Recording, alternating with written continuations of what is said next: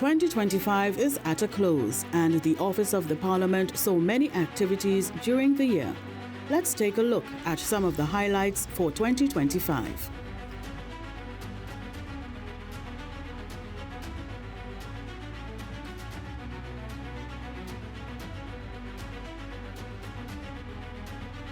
The year began briskly on January 24th with a joint courtesy call from the Ambassador of the Republic of Korea to Trinidad and Tobago, His Excellency Se-jung Kwon. The former presiding officers of the Parliament received His Excellency, during which he signed the Visitor's Book. Both contingents exchanged tokens of appreciation, then held discussions on mutual interests. The Rotunda Gallery's first exhibition for the year was themed Monochrome Moments, Expressions in Black and White. The open-themed display challenged artists to create works exclusively in black, white, and shades of gray, inviting a deeper focus on the essentials of composition, texture, and form. By using a monochromatic scheme, artists were encouraged to rethink their creative processes, exploring the depth of contrast and subtleties of gradients and the balance of light and shadow. This restriction often leads to innovative approaches, pushing artists beyond their usual methods and offering fresh perspectives on the subject matter. 33 delegates from 17 regions were hosted at the Office of the Parliament for a 3-day Caribbean Clerks program. The workshop, which was designed in collaboration with legislators from across the Caribbean region, saw participants with roles ranging from clerks and secretaries to stenographers and research assistants. The sessions focused on the role of clerks and parliamentary officials, the merits of a code of conduct to adhere to, improving efficiency in the face of resource constraints, and the integration of technology in Parliament, amongst other topics. The program also aimed to support the continued building of professional networks across the Caribbean region and the UK Parliament. The Rotunda Gallery exhibition for the month of February focused on our national celebration of Carnival, with the theme Heirs of the Carnival Crown, an ode to kings and queens. Celebrating Carnival remains a large part of our Trinbagonian identity. It is welcoming to all, and at its core is resistance in the form of joy and reclaiming spaces. Artists were encouraged to go as far back as the pre-independence era for inspiration, looking to Trinidad and Tobago's kings and queens of Carnival in all categories, from tributes to past winners to the creation and concept designs of their very own king or queen costume. And there were 4 courtesy calls in the month of February to former presiding officers from members of the Diplomatic Corps. On February 3rd, the Ambassador of the Dominican Republic, His Excellency Wellington Dario Ben Cosme Castaños, paid a farewell joint courtesy call to the Parliament. The Ambassador also held the title of Dean of the Diplomatic Corps, having been the longest-serving accredited ambassador or High Commissioner in the country. The Ambassador of Turkey to Trinidad and Tobago, Her Excellency Ayse Selkan Sanli, paid a joint courtesy call to the former House Speaker and President of the Senate on February 10th, while on February 11th, the High Commissioner for the United Kingdom of Great Britain and Northern Ireland, His Excellency John Dean, visited. And on the 12th, the High Commissioner for Canada, His Excellency Michael Callan, was accompanied by Mr. Stuart Shaw, Political and Public Affairs Councillor, and Ms. Nancy Bernard, Councillor. On all 4 visits, the Visitor's Book was signed, tokens exchanged, and discussions were held. The Office of the Parliament celebrated International Women's Day 2025 with several activities highlighting women, their achievements, and the issues surrounding gender equality. The Trinidad and Tobago branch of the Commonwealth Parliamentary Association commemorated International Women's Day by hosting a mentorship program for young women. 30 women attended the program that offered meaningful interaction with influential women in politics and advocacy. The objectives of the program were to empower, to inspire, to educate, and to engage. The future leaders were given the opportunity to dialogue with 4 women parliamentarians from across the political sphere for the day, hearing about their experience as women legislators. And the Parliament Channel premiered its annual International Women's Day Spotlight series. This year, 17 were highlighted for their achievements in various fields like transportation, business, education, the Pan Fraternity, and oil and gas. While the Rotunda Gallery also observed the day with an exhibition dedicated to International Women's Day.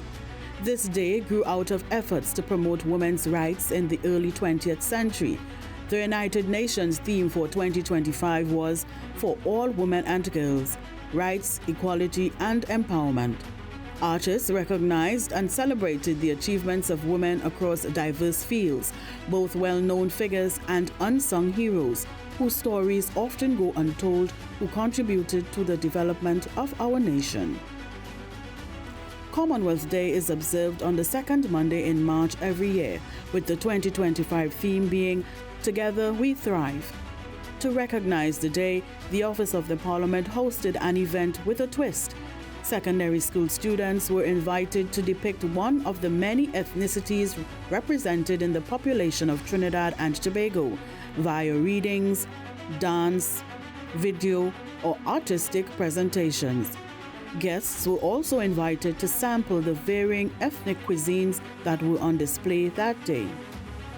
The courtesy calls paid on the former presiding officers of the Parliament for the month of March included the Ambassador for Japan, His Excellency Dr. Akima Umezawa, on March 6th. His Excellency was accompanied by Ms. Manami Kato, Second Secretary of the Embassy. While on the 25th, the former presiding officers received a 6-member delegation from the People's Republic of China. The delegation was led by His Excellency Fu Ziying, Vice Chairman of the Foreign Affairs Committee of the National People's Congress of China. An official luncheon followed the formalities. April is significant to the Office of the Parliament as it signals Health and Fitness Month. This time sees a host of activities geared towards the well-being of employees. Members of staff were able to know their numbers in height, weight, blood pressure, and cholesterol readings, also their HIV status and any counseling if needed, along with glaucoma screenings. There was also a Pamper Day, healthy foods sampling, beach games, weekly sessions of outdoor aerobics, and an inaugural cricket tournament. Art in Motion, the cultural influence of dance, was the theme for the Rotunda Gallery's April exhibition. Trinidad and Tobago's dance heritage reflects its diverse ancestry, with African, Indian, Spanish, English, and French influences that shaped a dynamic tradition, seen in ballet, Odissi, limbo, and bongo, alongside the rhythmic vibrancy of calypso and soca. These movements embody resilience, storytelling, and celebration, making dance an essential part of our national identity. On May 23rd, in what is traditionally known as the ceremonial opening, the House of Representatives and the Senate convened for the first sittings following the April general elections. In each chamber, the clerk read the proclamation issued by Her Excellency, the President of the Republic, officially declaring open the first session of the 13th Republican Parliament. The respective presiding officers and deputy presiding officers were elected, while members took the oath of allegiance or affirmation. The two houses then assembled together to be addressed by Her Excellency, the President of the Republic. Passages from the East, a tribute to Indian heritage, was put on display in May in commemoration of Indian Arrival Day, celebrated on the 30th each year. Artists celebrated the East Indian culture, heritage, and contributions these immigrants and their descendants brought to Trinidad and Tobago. These customs and practices have made a huge historic change to the cultural landscape of our twin island, Trinidad and Tobago. Art on display took forms of painting, photography, drawing, sculpture, prints, fabric art, collage, installation art, and digital art. A 3-day seminar for new and returning parliamentarians was hosted by the Office of the Parliament. A 3-day seminar for new and returning parliamentarians was hosted by the Office of the Parliament. The post-election seminar was aimed at improving the knowledge and skills that members would need to undertake their parliamentary duties. Among those to welcome the participants were Clerk of the House Brian Caesar, Program Manager Clive Barker from the Commonwealth Parliamentary Association, Eilish Elliott, a Deputy Director of Parliamericas, and Speaker of the House of Representatives, the Honourable Jagdeo Singh MP. Some of the topics tackled over the 3 days included opportunities and challenges of being a newly elected parliamentarian, behaviour, ethics and standards, member-clerk relation, and parliamentary diplomacy, networking and parliamentary assistance. There was also a session specifically for presiding officers on their role and authority. The Rotunda Gallery at the Red House continued its exhibitions of local artists with themes that reflect on life and scenes in Trinidad and Tobago. In June, the theme was Guardians of the Blue, Protecting Life Below Water, and commemorated World Oceans Day. As a twin island nation, citizens of this country are deeply connected to the Caribbean Sea and Atlantic Ocean, relying on them for economic prosperity, cultural identity, and ecological balance. Artwork reflected Trinidad and Tobago's unique relationship with the sea, highlighting the threats to our waters, the impact on our society, and the urgent need for conservation. Underlying themes pointed to the delicate balance of marine ecosystems and the impact of human activity. The Prime Minister of the Republic of India, the Honourable Narendra Modi, addressed a joint assembly of the Senate and House of Representatives on July 4th. This was part of an official visit to Trinidad and Tobago from the 3rd to the 4th of July. Members of both houses gathered for the address that formed part of the first bilateral visit by an Indian Prime Minister to Trinidad and Tobago since 1999. Over 40 young women participated in a mock parliamentary debate that was the culmination of the Young Women Empowered to Serve Yes leadership program. The leader of the opposition moved a motion that the government take urgent steps within the next 6 months to strengthen policies, amend legislation, and improve law enforcement and rehabilitation capabilities to address the issue of human trafficking in Trinidad and Tobago. At the end of debate, the motion was passed. Hosted by the women parliamentarians of Trinidad and Tobago, the YES program saw the second cohort of the program access over 2 months of training that included interacting with officials of the Counter-Trafficking Unit of Trinidad and Tobago and the Ministry of Foreign and CARICOM Affairs to gain valuable insights to aid their debate contributions. The July exhibition of the Rotunda Gallery saw elements of yesteryear on display, with the theme being Bring Back the Old-Time Days. Through the artist's visual storytelling and emotional exploration of the past, the exhibition aimed to celebrate the traditions, daily rituals, and social customs that once shaped the rhythms of everyday life in Trinidad and Tobago. The exhibition's focus on cultural memories and sustainable traditions aligns with several key United Nations Sustainable Development Goals, including SDG 3, good health and well-being, outdoor play, community interaction, and balanced lifestyles, reflecting healthier ways of living. Every year, a wreath-laying ceremony is observed at the cenotaph as a remembrance and a mark of respect for those that paid the ultimate sacrifice for Trinidad and Tobago. The Office of the Parliament observed 35 years of the attempted coup d'etat with its wreath-laying ceremony on July 27th. Paying respects were President of the Republic, Her Excellency Christine Kangaloo, the President of the Senate, Senator Wade Mark, the Speaker of the House of Representatives, the Honourable Jagdeo Singh MP, the Vice President of the Senate, Senator Kenya Charles, the Deputy Speaker of the House, Dr. Aina Ali MP, the Leader of the Opposition, the Honourable Penelope Beckles, along with the former Speaker of the House, Mr. Nizam Mohammed, and the Commissioner of Police, Mr. Alistair Govero. A minute of silence followed, then the playing of the last post. This year, the Office of the Parliament also collaborated with the Police Service for joint tours of the Parliamentary Chamber and the police headquarters, which were both severely affected during the attempted coup. Persons were taken on a tour of the House of Representatives chamber that the insurgents stormed, then to the police headquarters that was bombed on that fateful day. Special programming was also broadcast on the Parliament channel on that day, while the Rotunda Gallery opened its doors to the public on Saturday, July 26th and Sunday, July 27th for its exhibition, including its special display themed Cool Stories. Courtesy calls restarted in July with the Ambassador of Panama on the 1st. His Excellency Diomedes Carles was received by the Honorable Jagdeo Singh MP, Speaker of the House, and Dr. Aina Ali, Deputy Speaker. His Excellency was accompanied by Mr. Gary Tomlinson, Third Secretary of Diplomatic and Consular Career at the Embassy of Panama.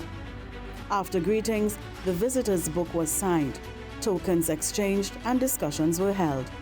While on the 23rd, the Ambassador of Mexico, His Excellency Victor Hugo Morales Melendez, paid a joint courtesy call on Senator the Honorable Wade Mark and the Honorable Jagdeo Singh. Here too, the visitors' book was signed, tokens exchanged, and discussions on matters of mutual interest were held. In commemoration of Emancipation Day, celebrated on 1st August each year, the Rotunda Gallery hosted an exhibition entitled Echoes of 1834, a celebration of African identity. For over 3 centuries, millions of Africans were forcibly taken from their homelands and transported across the perilous Atlantic Ocean to the Americas. Initially, emancipation came with conditions. Former slaves were required to serve an apprenticeship period, continuing to work without pay. However, growing pressure from abolitionists in Britain and resistance from the formerly enslaved led to the full abolition of the apprenticeship system. On 1st August 1838, complete freedom was finally granted. The artwork on display celebrated African culture, heritage, and the enduring contributions of enslaved Africans and their descendants to Trinidad and Tobago. Their customs, beliefs, and practices have profoundly shaped our identity and cultural landscape, influencing everything from language and religion to music, art, and social traditions. Independent Senator Diorup Timal died on August 3rd. Mr. Timal was appointed an independent senator on November 20th, 2018, during the 11th Republican Parliament and served until the 13th Republican Parliament. The presiding officers of the Parliament issued a joint statement acknowledging his passing. Tributes were read by his colleagues. A condolences book was opened in the Rotunda Gallery and was signed by Her Excellency the President, the presiding officers, members of Parliament, the diplomatic corps, and the public. The Ambassador of Chile, His Excellency Hernan Núñez, was received in a joint courtesy call on the Honorable Jagdeo Singh MP, Speaker of the House, and Senator the Honorable Wade Mark, President of the Senate, on August 5th. His Excellency signed the visitors' book. Tokens of thanks were exchanged, and discussions on matters of mutual interest were held. On that same day, the presiding officers received another joint courtesy call paid by the High Commissioner of India, His Excellency Dr. Pradeep Singh Rajpurohit. Here too, the visitors' book was signed, tokens were exchanged, and talks on mutual matters were held. 63 years of us, expressions of an independent nation, was the theme of the Rotunda Gallery, as our nationhood was the subject of the September Rotunda Gallery exhibition. This exhibition sought to honor and explore the enduring journey of Trinidad and Tobago as an independent nation through the lens of its rich multicultural heritage and the resilient spirit of its people.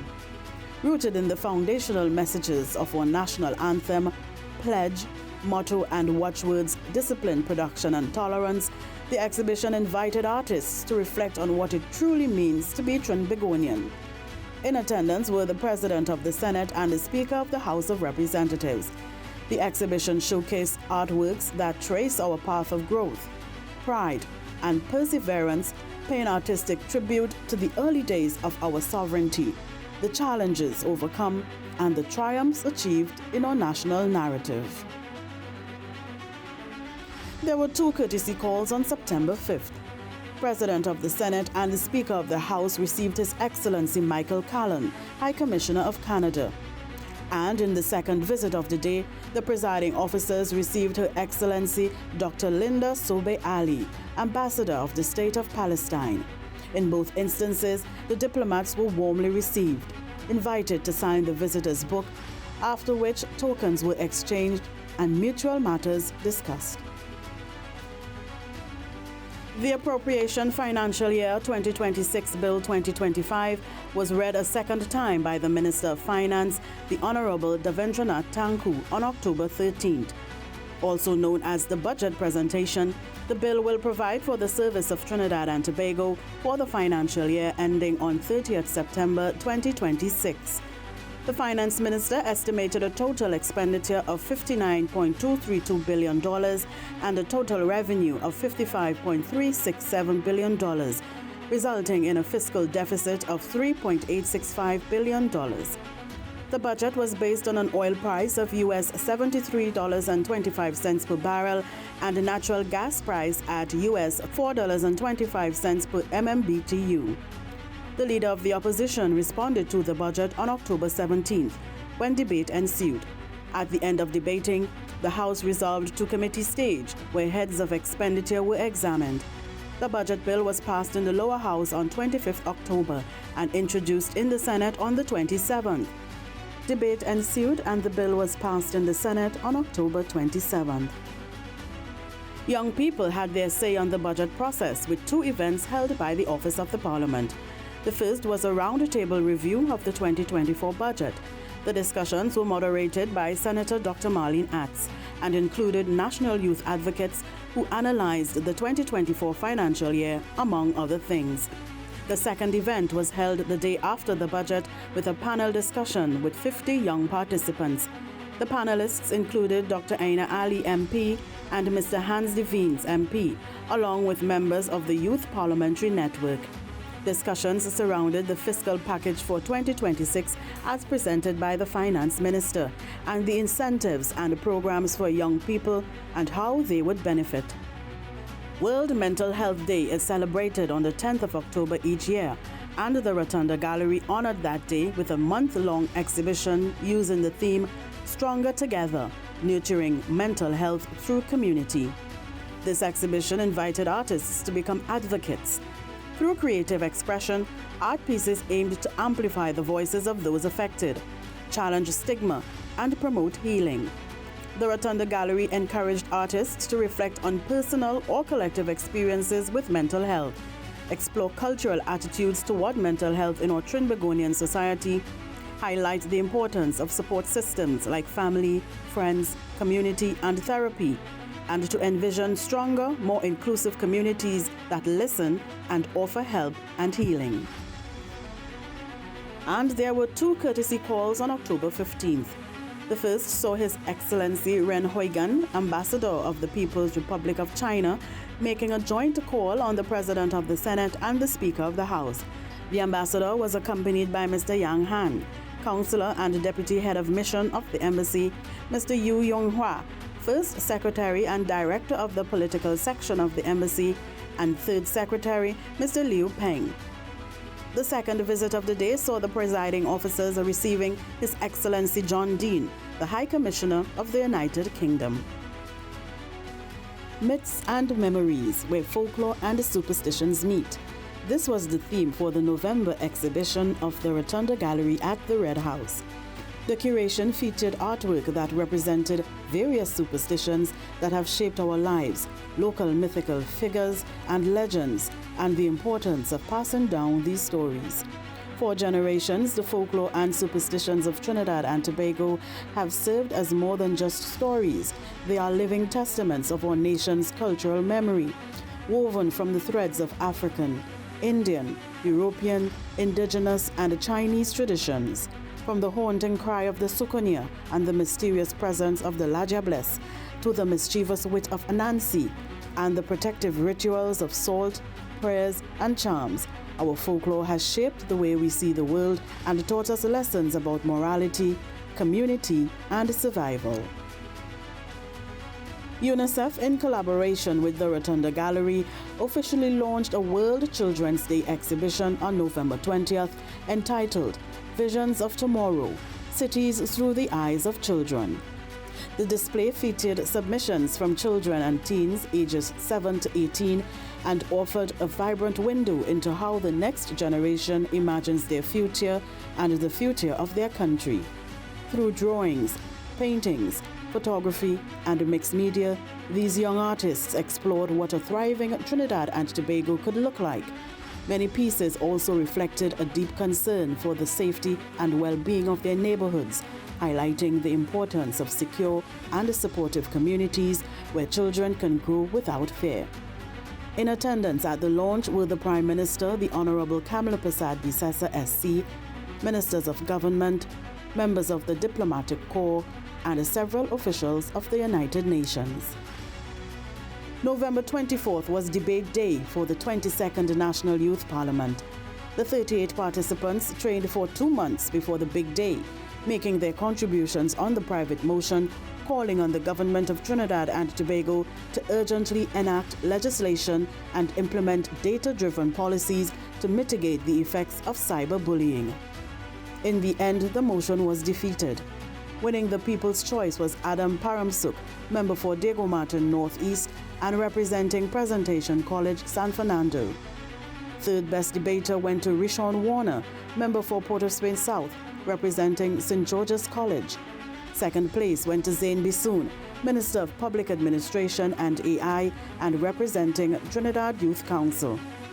And winning the title of Best Debater for 2025 was Delano Jofield of the Tobago Youth Council. The Speaker of the House, the Honorable Jagdeo Singh MP, received the Ambassador of the Republic of Cuba, His Excellency Gustavo Daniel Velez Olivares, in November on a courtesy call. While another courtesy call was paid on Mr. Speaker by a delegation from the National Assembly of the Republic of Korea, led by His Excellency Sejun Kwan, Ambassador of the Republic of Korea. In both visits, the ambassadors were warmly welcomed, presented with tokens, and matters of mutual interest were discussed. The Korean group was also given a tour of the parliamentary chambers. For 2025, the Office of the Parliament erected a creche for the Christmas season. In attendance at the simple ceremony of the blessing of the creche were several senators and members of Parliament, who were serenaded by the Parliament Choir and given the significance of the seasonal creche. The president of the interreligious organization, Dr. Ellis Boris, performed the blessing. There was also the Christmas at the Parliament series in December. The annual event sees schools from the Port of Spain area perform Christmas-themed songs at the Rotunda of the Red House. Members of Parliament and staff at the Office of the Parliament joined in the festivities and supported the students as they serenaded onlookers. In December, the Office of the Parliament hosted the Advanced Parliamentary Development Residency Program from the 8th to the 12th. The intensive 5-day workshop saw participants given the opportunity to legislate, scrutinize, and advocate or educate around a single central issue. Using this issue, participants worked alongside an experienced mentor to perfect their skills and to identify approaches for utilization in their national and domestic settings. Each day of the conference was dedicated to one particular parliamentary function, such as the legislative and committee process. Participants tested their skills out in the community, in the parliamentary chamber, and in a committee room alongside their colleagues. The program afforded an invaluable opportunity for participants to focus on their own needs and wants, in particular their medium to long-term career goals and aspirations. And that's a roundup of the major highlights at the Office of the Parliament for 2025. From all of us here at the Office of the Parliament of Trinidad and Tobago, we wish you a bright and prosperous 2026.